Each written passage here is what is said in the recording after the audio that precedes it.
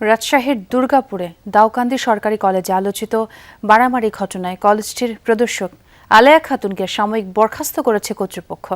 দুপুরে রাজশাহী মাধ্যমিক ও উচ্চ মাধ্যমিক শিক্ষা অধিদপ্তরের পরিচালক এই তথ্য জানান।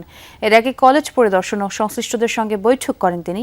এ সময় কলেজটির অধ্যক্ষ ও প্রদর্শক আলেয়াকে আলাদা প্রতিবেদন দাখিলের নির্দেশ দেওয়া হয়। উপজেলা মাধ্যমিক শিক্ষা কর্মকর্তাকেও আরেকটি প্রতিবেদন দাখিলের নির্দেশ দেন তিনি। সবগুলো প্রতিবেদন মিলিয়ে একটি পূর্ণাঙ্গ তদন্ত রিপোর্ট মন্ত্রণালয়ে জমা দেওয়া হবে।